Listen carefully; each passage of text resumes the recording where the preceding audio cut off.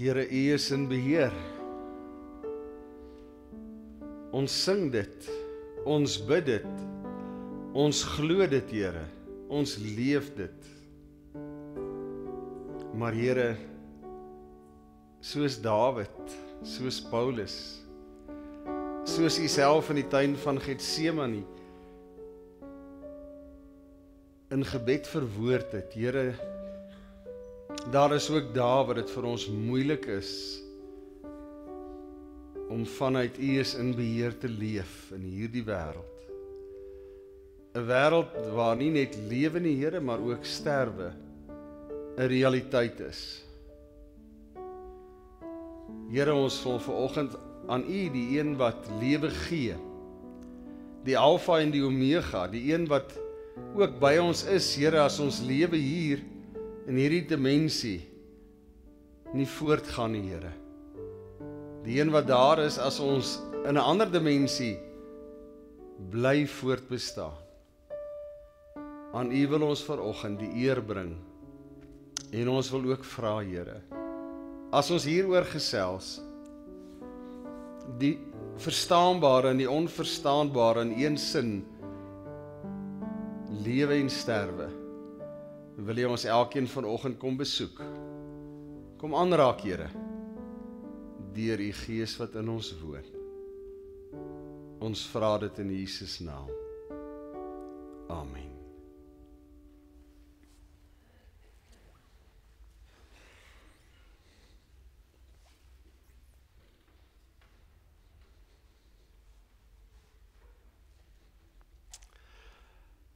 Vind God in die gewone van lewe en sterwe. Ons is vandag by hoofstuk 11, die laaste hoofstuk in Tom se boek. Vind God in die gewone. Wat 'n reis was dit nie?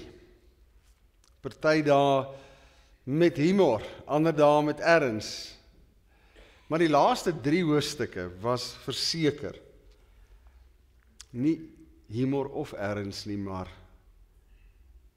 die lewense realiteit in 'n neutedop. As ons vir 'n oomblik terugdink, seer en trane, Jesus se vraag, waarom huil jy? Die groot opdrag, leef met empatie, en die uitnodiging, dat ek en jy die vrymoedigheid sal neem, om ook rondom ons eie worsteling 'n klaaglied te skryf. Verlede week, genesing en rus. Weer eens Jesus se vraag, wil jy gesond word? Die hele vier van die rusdag wat die Here ingestel en self geleef het. Die uitnodiging as die Here ons in hierdie wêreld, in hierdie omstandighede, in sy bovertrek innooi, en daarmee saam ons voete wil was, dat ek en jy bereid sal wees. En vandag, rondom lewe en sterwe, die vraag, wil jy lewe? Daarmee saam die vraag, wil jy op water loop in hierdie lewe? En dat Jesus se uitnodiging saam met daardie vraag kom, sê hy. En 'n laaste vraag, wil jy sterwe? So as ons vanoggend gesels, dan kan elkeen van ons in ons gees 'n ander beeld in herinnering roep, die wingerdblare, wat so saam nog aan dieselfde wingerdstok is, maar wat letterlik die teenpole in hierdie stok simboliseer. Aan die een kant groen, bruisend van lewe, aan die ander kant rooi, roesbruin, besig om die finale fase in te gaan, voor daai blaar net afval, dan ook van hierdie stok.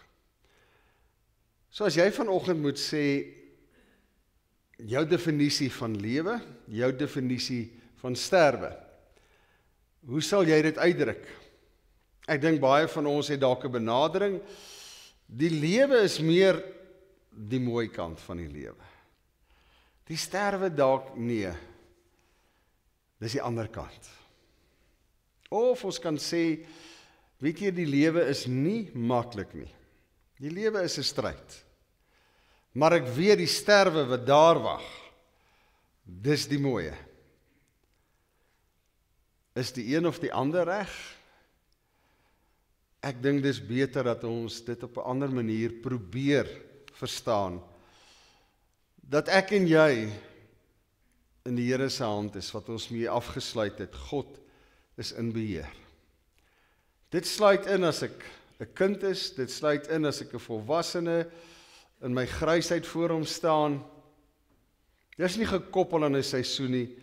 Dis ook nie gekoppel aan die lewe hier of die lewe hierna nie. Dit is net daardie, ek is in sy hande, en saam met Jesus die woorde, laat u wil geskied in my lewe. Baie interessant, in die tyd waarin ons leef, het dit regtig in onbruik geraak om iemand te begrawe, en grafstene uiteraard word nie meer so 'n alledaagse verskynsel nie. Baie grafte het eenvoudige grafstene met 'n naam, 'n datum, nog 'n datum en 'n streepie. En Linda Ellis het 'n mooi stuk geskryf daaroor, dat dit gaan met my en jou lewe oor die streepie. Die laaste week was dit my voorreg, maar dis nie 'n aangename voorreg nie, om 4 lewensvieringe te hou. En uiteraard, by elkeen van daardie geleenthede is daar kans vir 'n persoon of persone om 'n huldeblyk te lewer. Met ander woorde, om te gesels oor die streepie. Want die streepie op hierdie grafsteen is die belangrike gedeelte. Dis akademiese belang wanneer die persoon gebore is en wanneer die persoon gesterf het. Maar die streepie is die tyd wat daardie persoon op hierdie aarde was, 'n lewe geleef het, 'n verskil gemaak het, in mense se lewens was. En dis die vraag vanoggend. Aan die een kant het ons lewe, aan die ander kant het ons sterwe. Gaan dit oor die twee? Is daar spanning in die twee? Ek dink as daar een ding is wat hierdie grafsteen vir my besonders maak, is dit die lengte van die streepie. Ek het nog nooit so 'n lang streepie gesien nie. Maar dit sê vir my, dit gaan oor die streepie. Lewe en sterwe moenie ons fokus wees nie. Oor lewe het ons geen beheer nie. Hy het ons gevorm, hy het ons gemaak, hy het ons die lewensasem gegee, toe ons in hierdie wêreld gekom het. Oor sterwe moet ons minder bekommer, want dis ook in sy hande. Hy is in beheer ook daar. Hy het reeds aan die kruis oorwin. Die ewige lewe is reeds vir my en jou beskore. Dit wag vir ons. En hy sal die een wees wat ons kom vat, by die hand as ons asem uitblaas. Maar wat tussenin gebeur, dit is belangrik. En daarop moet ek en jy fokus. Soms is dit nie maklik nie. Soms is daar omstandighede wat vir ons dit moeilik maak. Filippense 1:21-25, om te lewe beteken vir my om Christus te lewe. Ek kan nog soveel goeie dinge vir hom doen, maar om te sterf sal aan die ander kant ook nie vir my sleg wees nie. Een van die min gedeeltes in die Here se woord waar lewe en sterwe saam in dieselfde perikoop hanteer word en bespreek word. En waar jy nie 'n spanning tussen die twee het nie, maar waar jy 'n waardering het vir beide, en waar dit amper gesê word, as ek dan nou moet kies, is nie 'n maklike keuse nie. Ek moet regtig erken, as ek tussen lewe en dood moet kies, weet ek nie watter een ek sou kies nie. Ek voel soos iemand wat in twee verdeel is. Aan die een kant wil ek graag by Christus wees. Wat kan nou beter en lekkerder wees as dit? Maar aan die ander kant is dit vir julle beter en selfs nodig dat ek eers nog 'n rukkie bly lewe. Twee inhoudelik baie ryk, kom ons sê, stellings. Die eerste is, as ek dan by Christus moet wees, daar kan niks lekkerder wees nie. Dit sê, Hy het vrede gemaak met wat gaan gebeur na die dood. Hy weet, wat Paulus die hele tyd gesê het, ook sy bekende, ons treur anders, ons treur soos die wat weet. Hy weet presies.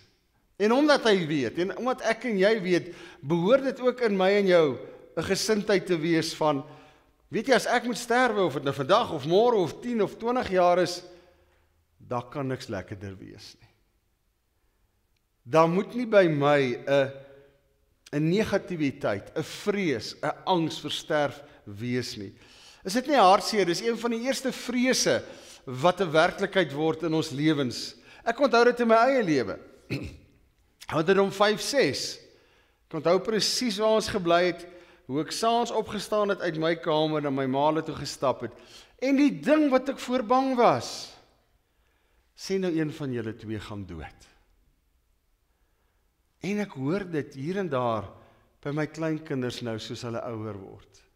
Die vraag, en daarmee saam kan jy aflei en 'n negatiewe konnotasie aan die dood. En ja, in ons onvermoë, dink ek is die maklikste ding om te sê is, oupa of ouma is nou by liewe Jesus. Een van ons kosbare vriendinne, hy is nou vir 'n bietjie meer as 'n jaar oorlede. Nou kuier sy by die kleinkinders. Nou sê die een vir haar, ouma het liewe Jesus nie nou vir oupa lank genoeg gehad nie. Kan hy nie maar 'n bietjie terugkom nie? So ek en jy het van nature nie 'n positiewe waardering vir die dood nie. Verstaanbaar.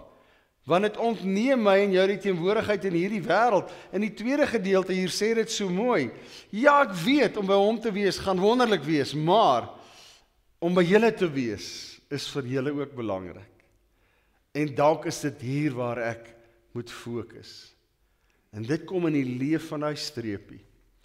Dat dit ook my en jou fokus word, my en jou verstaan van lewe en dood, my en jou kommunikeer van lewe en dood deur ons lewe. Ek weet ek gaan dood, en dit gaan daarna vir my 'n absolute fees by die Here wees.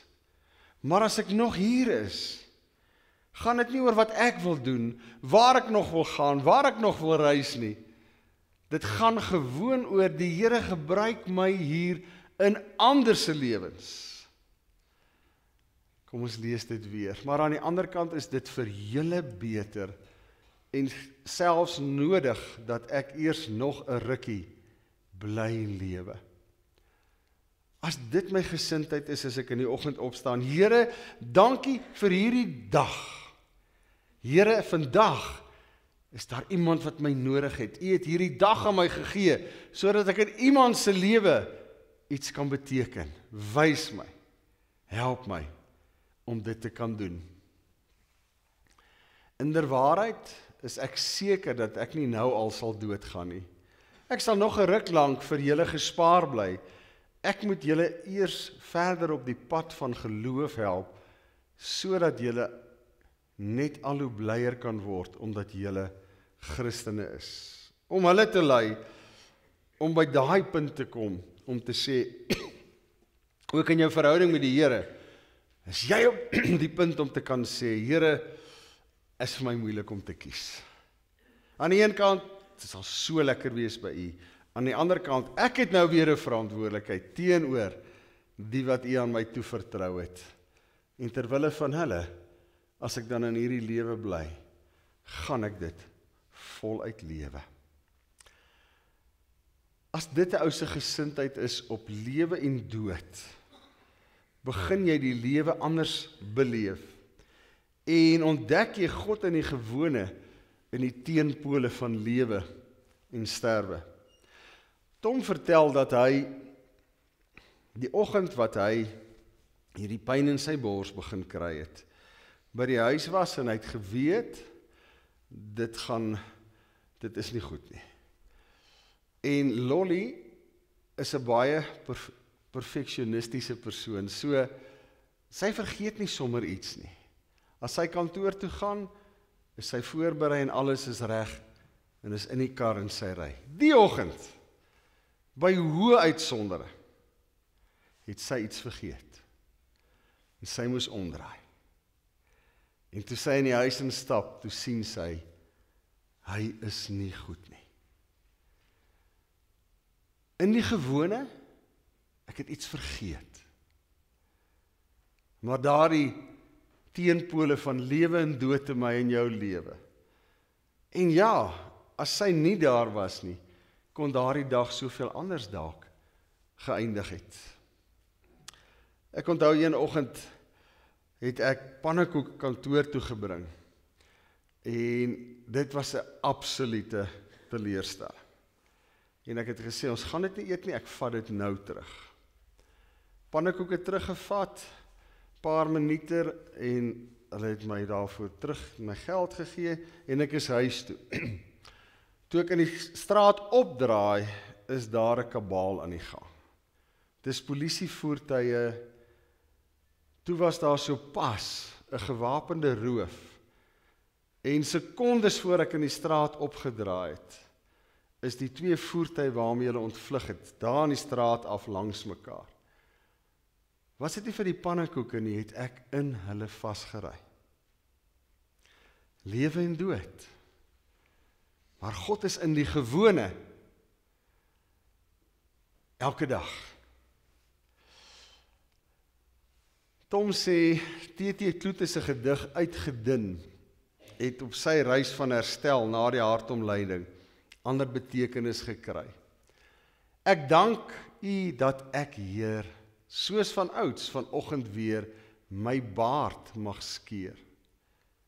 Vroeër was ek gesteld op seks en soma, op geweld en eer en geld. Nou, Heer, is ek goedkoop, gesteld op bloedsomloop en brood en stroop.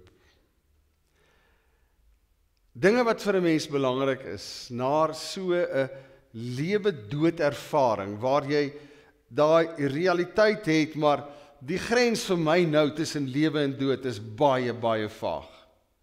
Dit kan een kant toe of dit kan ander kant toe. As ons daardeur gaan, verander ons uitkyk op die lewe en op die sterwe. Daar kom 'n nuwe waardering vir waar ek tans is. In die eenvoudige dinge, om dit te vier, dat ek vanoggend my tande kan borsel. Om dit te vier, dat ek vanoggend kan ontbyt eet. En ek en jy het soveel klein, gewone dingetjies wat ons net voor waardering kan hê, maar soms verg dit in my en jou lewe so drastiese ingrype, so drastiese moment, waar ons beide lewe en sterwe in die oë kyk, met 'n dun grenslyn tussen die twee. Alishakie, daai 52 dae wat sy in intensief was, waar jy regtig nie geweet het, as die son môre opkom, of sy nog hier is of nie. Waar jy die boodskap kry, sy het 2 milliliter melkies ingeneem, en na groot vreugde viere was. Waar sulke klein treetjies, in die konteks van lewe en sterwe, reuse tree geword het. Maar dan verander jou gesindheid oor lewe en dood. Hulle is die naweek hier, en is net anders as ek haar in my arms het. My gedagtes kan nie as teruggaan na daai tyd nie. En die behoefte wat sy nou het aan aanraking, ek vermoed haar liefdestaal is aanraking, touch. So as sy jou sien, kom sy aangehardloop en die armpies is oop, en dan gryp sy en dan hou sy. Dis die ding wat my in daai seker eerste 40 dae die meeste geplaat, dat ek elke keer vir die kinders gesê het, huil sy nie, want julle mag haar nie optel nie, julle mag nie aan haar raak nie, mis sy nie aanraking nie, mis sy nie dat julle haar vashou, en elke keer sê hulle, nee, sy huil nie. Tot ek besef het, en ek glo dis die Here se Gees wat vir my dit gesê het, sy kan nie iets mis wat sy nie het nie. Sy kan nie iets mis wat sy nie ken nie. Sy is uit die baarmoeder gehaas intensief toe, sy's op 'n ventilator, sy het in haar lewe nooit in daai eerste oomblik 'n aanraking, touch, vashou beleef nie. En sy het dit nie gemis nie. Sy het nie gehou nie. Nou, wat sy dit ken, het sy intense behoefte daaraan. Kan sy nie genoeg kry nie. Maar vir my, as oupa, verander dit my uitkyk op die lewe en sterwe van myself, van hulle in my gesin, vir wie ek lief is. Uitgedun sê baie. Uitgedun sê, daar's fases en seisoene in my en jou lewe, en ons moet in elke fase dit waardeer. Soms, en ons het dit nou gesien ook, in ons eie familie met ons moeders. Soms is die hande van ander die instrument om my die lewe hier beter te laat sien. Daar kom 'n punt in hulle lewe, en ons kan nie altyd by hulle wees, 24 ure 'n dag nie, wat dit gevaarlik raak om jouself te versorg. En ja, vir enige dame is selfreiniging nie net 'n hoë prioriteit nie, maar dit gaan oor my waardigheid. En om iemand anders toe te laat in my persoonlike ruimte, om te begin help. Maar dan, deur die Here se Gees se werking, die waardering, dit maak die lewe vir my makliker. En as jy met hulle gesels het, ek is so dankbaar vir hulle. Hulle hande is God se hande nou in my lewe. Tom sê, uitgedun, ek lê op my bed.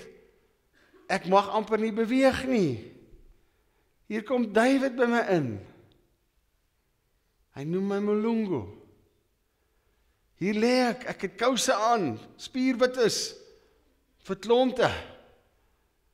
En hulle is vooroop gesny, my tone steek daar uit. Nie 'n goeie gesig nie, sê hy.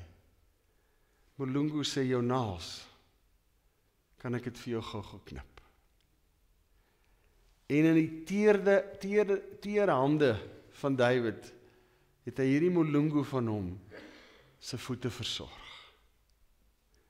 Maar hy het nou 'n nuwe waardering. Elke keer glo ek, as hy nou sy eie toenails knip. Kan hy nie anders as om te dink aan die situasie en die tyd toe ek uitgedun was, en nie kon nie, hoe die Here voorsien het in die hande van 'n ander. Maar Jesus het dadelik met hulle gepraat en gesê, wees gerus, dit is ek, moenie bang wees nie. 'n teksvers wat by Tom keer en keer opgekom het, na daai sarsie van dinge, eers die diagnose, hartaanval, dan die volgende diagnose, ons kan niks nou doen nie, die volgende diagnose, 3-dubbele hartomleiding, en ek is op pad teater toe.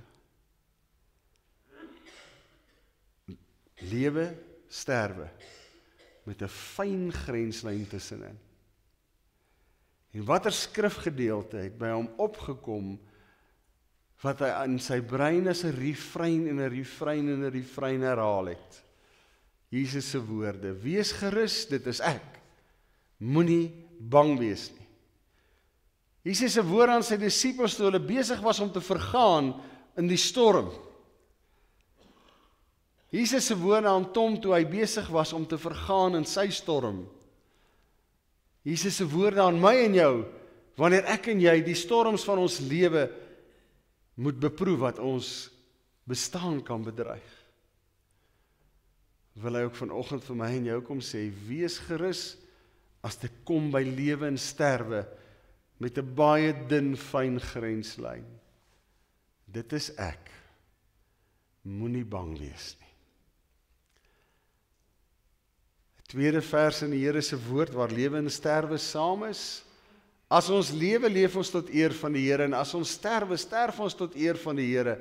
Of ons dan lewe en of ons dan sterwe, ons behoort aan die Here. Ek dink dit is maklik as ek vir iemand moet verwoord hoe ek kan leef tot eer van die Here. Maar hoe gaan ek dit verwoord as iemand vra, maar hoe sterf jy tot eer van die Here? Dit vra dat ek en jy 'n bietjie dink, want dit is nie so maklik om te verwoord. Hoe sterf ek tot eer van die Here nie? Want ek en jy het al die persepsie as ek gesels oor ek sterf, dan is ek in 'n sekere sin besig om negatief te raak en. Nee. My en jou lewe is dit 'n realiteit. Lewe en sterwe kan in 'n millisekond verander van dimensie. Ek en jy ken nie die dag van môre.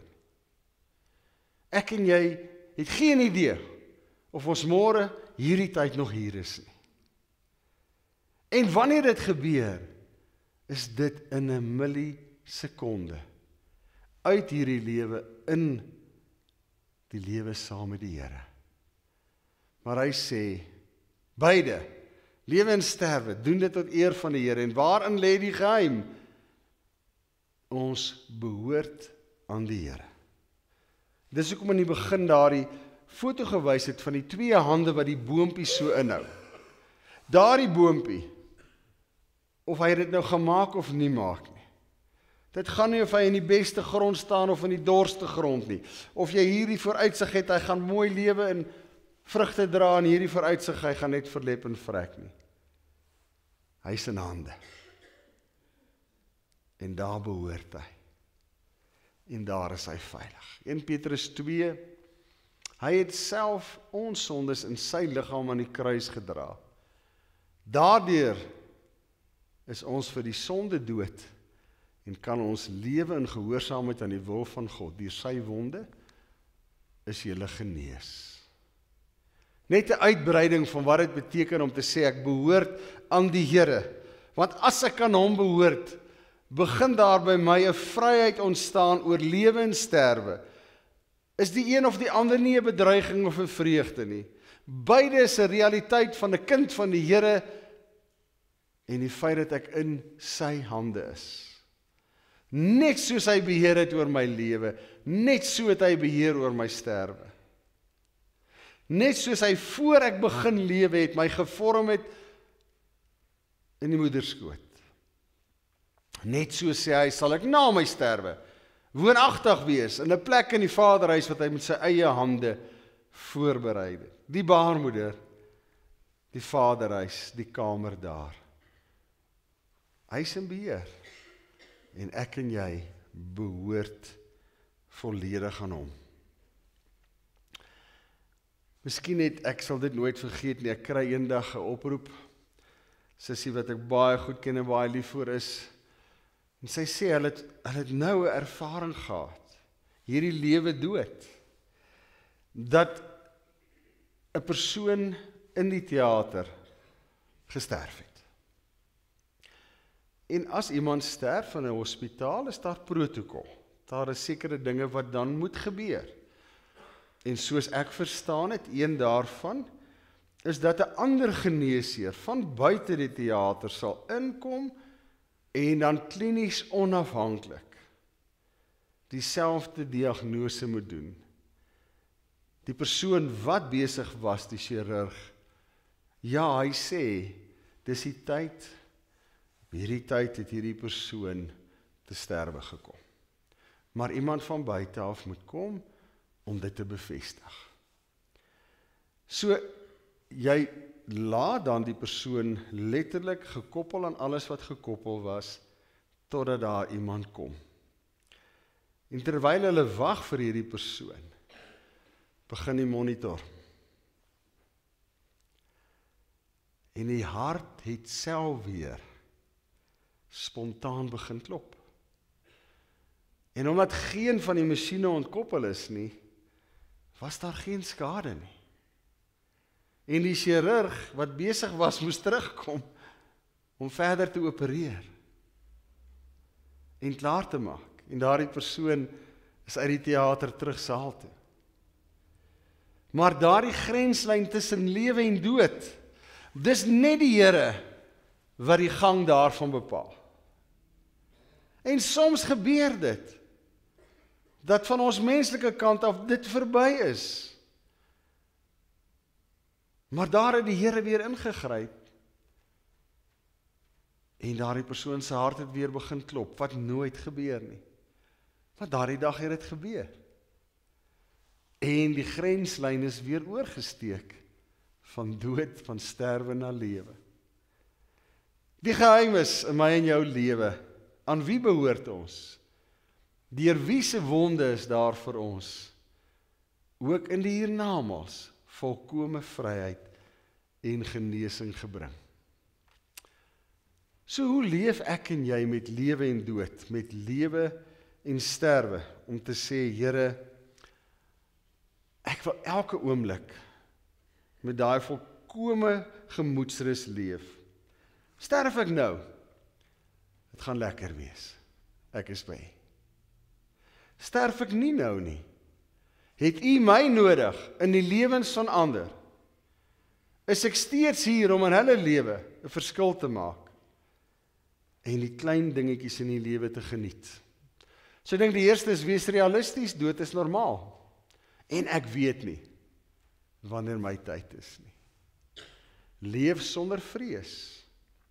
Selfs al het ek en jy 'n bedreigende siekte, selfs al lê ons voor die teater deur vir 'n 3-dubbele hartomleiding wat wag, en. Daai woorde van Jesus wat Tom aan vasgehou het, wees gerus, moenie bang wees nie. Dis ek nou by jou. 'n ander benadering om te leef sonder spanning tussen lewe en sterwe, is elke dag is 'n tweede kans. So ek het vandag my tweede kans, ek gaan die beste daarvan maak. Ek moet nie wag om wakker te word na hartaanval om te sê, Here, dankie, ek het 'n tweede kans nie.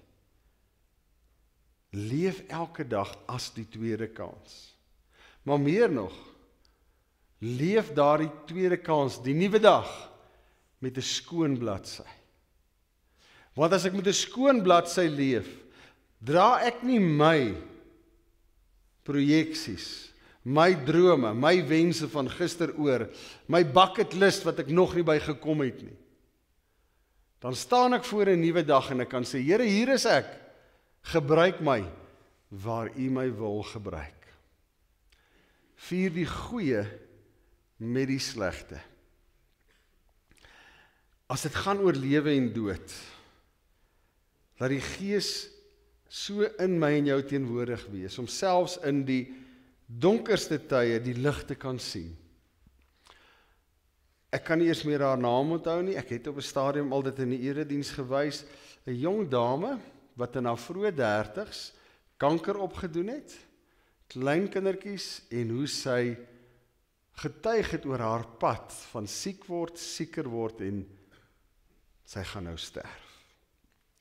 En die woorde wat ek nooit sal vergeet nie, sy het gesê, die beste ding wat met my kon gebeur, was kanker.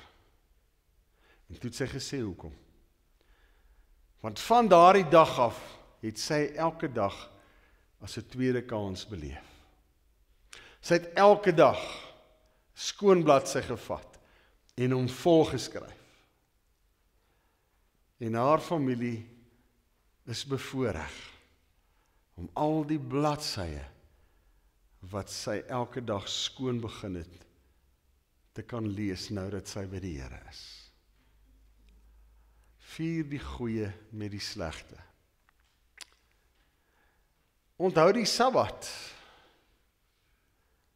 Smell the roses. Die bid en speel moet ons net daar uitdaal. Smell the roses. Met ons preekgroep is dit een van die real life stories wat vir my aangegryp het. 'n Egpaar wat geleef het met 'n kankerdiagnose en die realiteit dat een van hulle nie vir altyd daar sal wees nie. Elke dag was 'n tweede kans. In so 'n mate, as hulle die kinders moes vat, of dit vir kooroefening of vir wat was, die aand by die skool, het hulle 'n mandjie uitgehaal, met 'n kombers, met 'n bottel wyn en 2 glase, op die rugbyveld gaan sit, tot die kinders klaar is. Maar as jy alleen agterbly, is dit die skoon bladsye wat vol geskryf is, wat die moeite werd is. Wat die kyk na lewe en sterwe vanuit 'n ander hoek bevestig, en jou in staat stel om te sê, maar so wil ek vir altyd lewe. Stop and smell the roses. Gee blomme terwyl iemand leef. Dis 'n ander beginsel.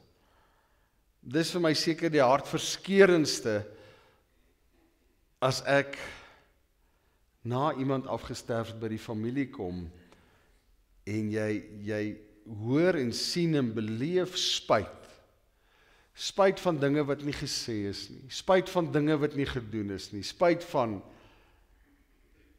as ek en jy lewe en sterwe sien as 'n realiteit en elke dag as 'n tweede kans vat, kom jy nie by spyt uit nie. En dis 'n stuk genade. Met oupa wat hulle kort gebel het en gesê het, nou, dis vandag, dan jaag jy, haal die kinders in die skool uit, jaag. En tot ons op 'n dag gesê, dit stop nou. Want ons het altyd, dis hoe ons familie leef. Wat ek vir jou wil sê, sê ek. Ek het nie nog 'n dag nodig, nog 'n kans nodig, om te sê of te doen nie. Ons het die kinders in die kar gelaai, gesê, jy berei voor. Jy gaan vandag alleen by oupa sit. Sê alles wat jy wil sê. En groet, asof dit jou laaste groet is. En dan is ons nou klaar gegroet. Ons gaan nie weer jaag nie. Ons gaan nie weer groet nie. Ons het gesê, ons het gegroet.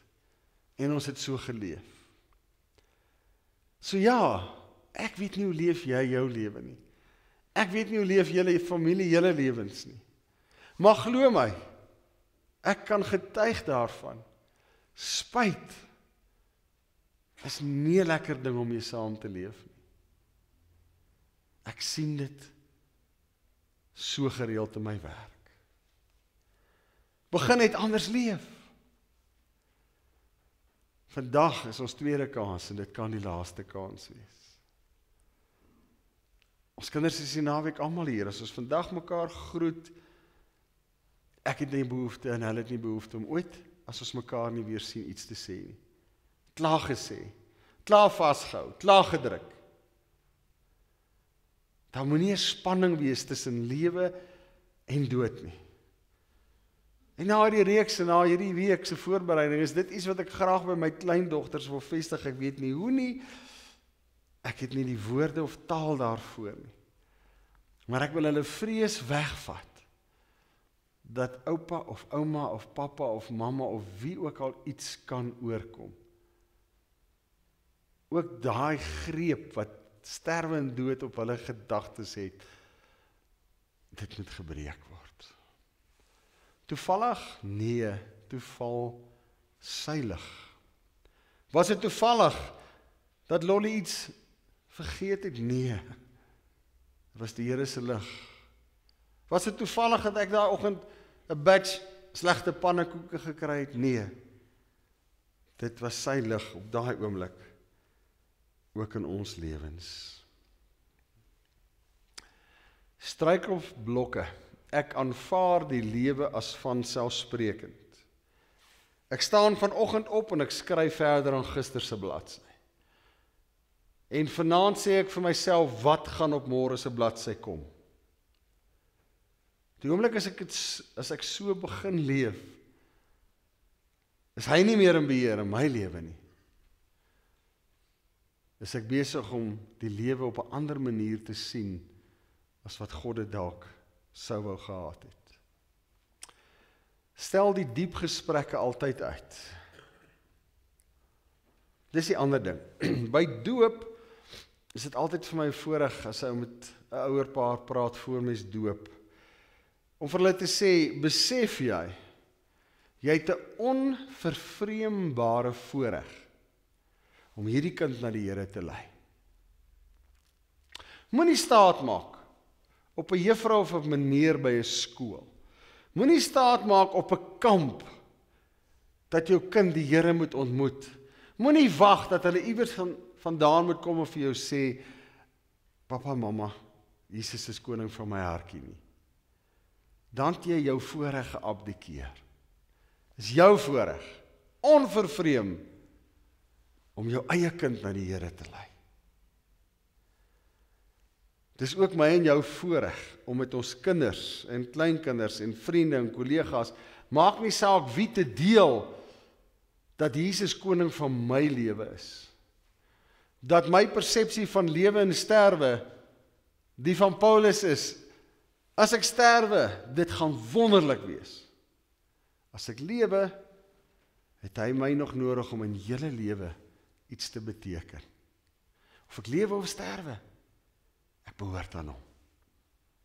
Sy bloed het my skoon gewas.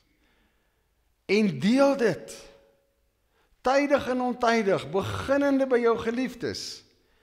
Dis die ander ding wat ek vir jou kan sê in my ervaring van hoeveel oor baie jare begelei as dit kom by die afsterwe van 'n geliefde. Ek weet, wie ook al, was lief vir die Here. Ek weet, maar hy of sy het dit vir my nooit gesê nie. Ons het nooit daaroor gepraat nie. En nou sit hier die vraag, maar is hy of sy reg? Moenie die diep gesprekke, die goeie gesprekke uitstel nie. Dis ook my en jou onvervreembare voorreg om self vir jou kinders, jou kleinkinders, jou geliefdes, jou vrou, wie ook al te sê, as ek iets oorkom, gaan 'n fees wees. Die Here is my verlosser en saligmaker. Ek behoort aan hom. Dood kom eers eendag nog ver. Ek dink ons almal was op ons jong dae Turke. En 'n Turk glo die einde kom nie nou nie.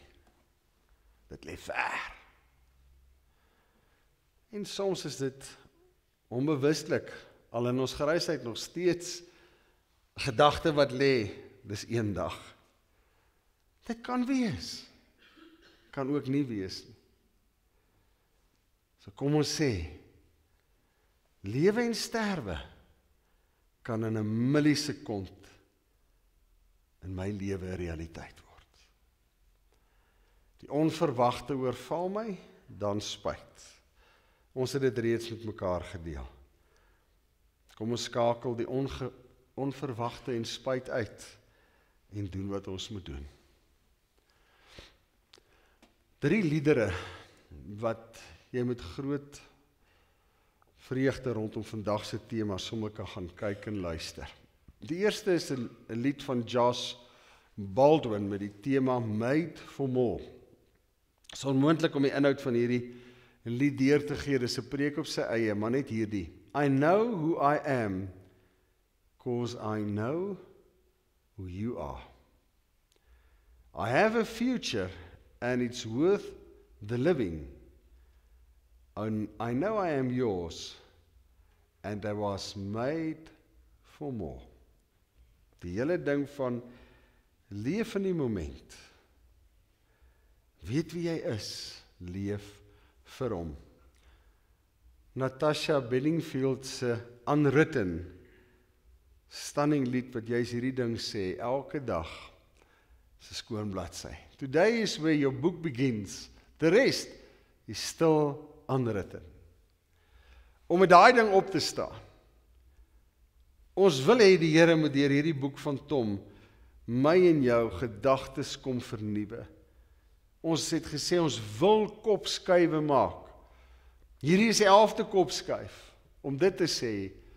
Elke nuwe dag skoon bladsy. Unwritten. Dan is daar ook nie plek op daai bladsy vir haatdraandheid, vir verwyte, vir alles wat ek met my saamdra die pakkasie nie. Stop and Smell the Roses, 'n lied van Mac Davis. Baie jare terug, ek dink in die 70er jare, ons het hierdie lied hoeveel keer sommer net saam gesing. You got to stop and smell the roses You've got to count your many blessings every day. In die kleine, die gewone, om God raak te sien, al is dit net in die borsel van my tande. Tom skryf aan die einde van hierdie boek, in my 30's was ek amper dood. Maar ek het 'n tweede kans gekry, daarom leef ek vandag met 'n diep bewustheid van die geskenk van elke nuwe gewone dag.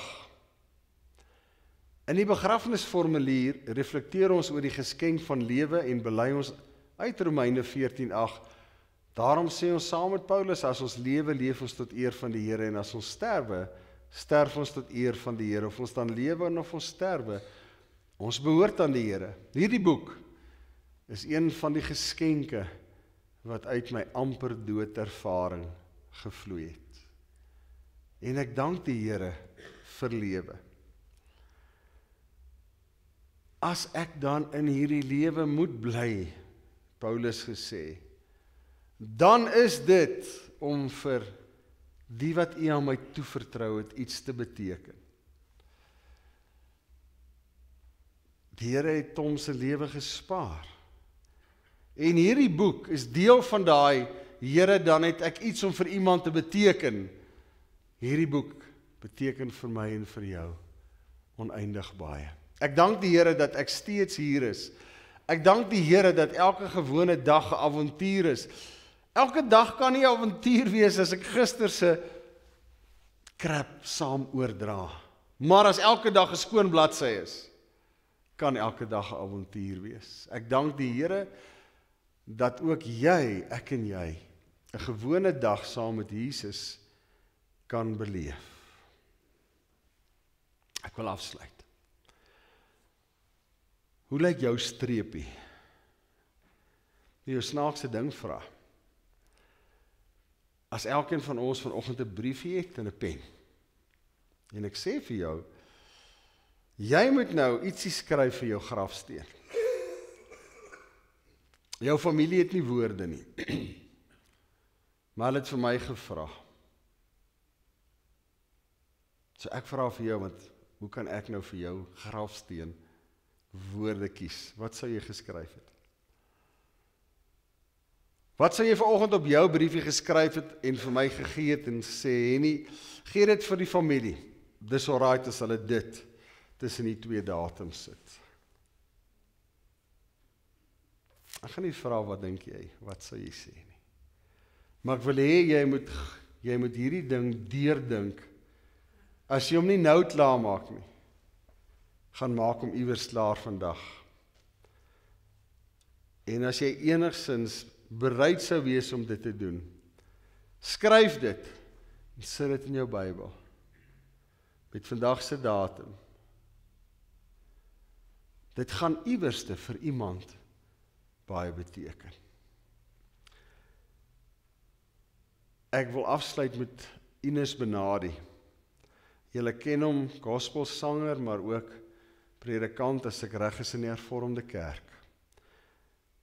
Die program Herders het hulle onder andere by hom stil gestaan in sy bediening, en ek weet nie hoekom nie, maar dit is een van die laaste vrae wat die onderhoudvoerder vir hom gevra het. Wat moet eendag op jou grafsteen staan? Tussen die twee datums. En sy antwoord was die volgende. 2 woorde. Jesus sin. Net dit. Hy sê my naam moet nie daar wees nie. Maar enige een wat my grafsteen sien, moet onmiddellik vra, wie's die Jesus? Hy wil onthou word as iemand, soos Paulus sê, as ek dan lewe, of as ek sterf en lewe vir Christus. Jesus sin. So ja, hy sou vanoggend maklik kon neerskryf en sê hier's hy. Dis al wat hulle moet skryf. Kom ons buig die hoofde en vir 'n oomblik net spandeer 'n oomblik in stil gebed met die Here rondom lewe en sterwe in jou eie lewe. En as daar vanoggend 'n kop skuif moet kom, vra dat die Here se Gees ons daarmee sal help.